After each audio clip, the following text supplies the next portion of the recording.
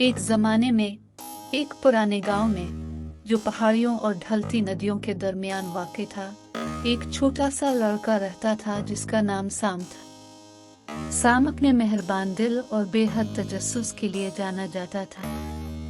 वो अपने वालिदैन के साथ गांव के मुज़ाफ़ात में एक आरामदेह कॉटेज में रहता था जो फितरत के हसन से घिरा हुआ था। एक धूप की सुबह जब साम अपने घर के करीब घास के मैदानों में घूम रहा था तो वो एक छोटी खोई हुई बिक्री से ठोकर खा गया।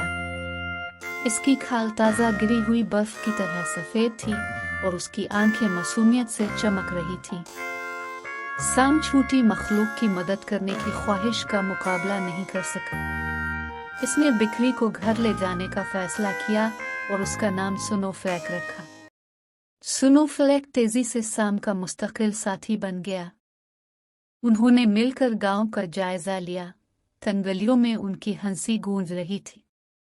गांव के दूसरे बच्चे भी इस खुशी में शामिल हो गए और जल्द ही दोनों तीनों बन गए। बच्चों ने स्नोफ्लैक के साथ मिलकर एक मजबूत ग्रुप बनाया जिससे उनके दरमियान दोस्ती का एहसास पैदा हुआ।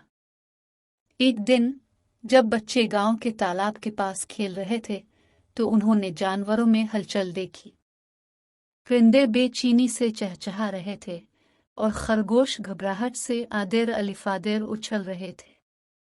यहाँ तक कि अक्लमंद बूढ़ा अलू भी बेचैन था। कुछ गड़बड़ थी। तजस्सुस पैदा हुआ। साम और उसके दोस्तों ने तहकीकात करने का फैसला किया। वो परेशान जानवरों के पीछे गांव के दिल तक गए जहां उन्हें एक गहरा गड़ा मिला जो रातों रात नमूदार हुआ था। ये एक खतरनाक जाल की तरह लग रहा था और जानवरों को यकीन नहीं था कि इसके अर्द गिर्द कैसे घूमना है। सैम, हमेशा मदद के लिए बेचैन, ने तजवीज़ किया कि वो इस मसले को हल करने के लिए मिलकर काम करें। बच्चों ने गांव से सामान इकट्ठा किया और अपनी मुश्तरका कोशिशों से गले पर पिल बनाया।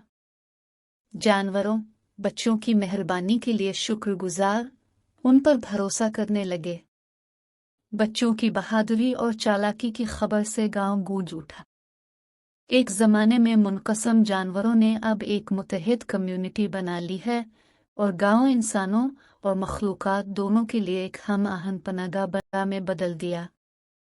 पहाड़ियों और घास के मैदानों से गूंजता हुआ सबक एक लाजवाल याद दहानी के ताउन मुस्बत तब्दीली लाता है और उन रिश्तों को मजबूत करता है जो हम सब को जोड़ते हैं।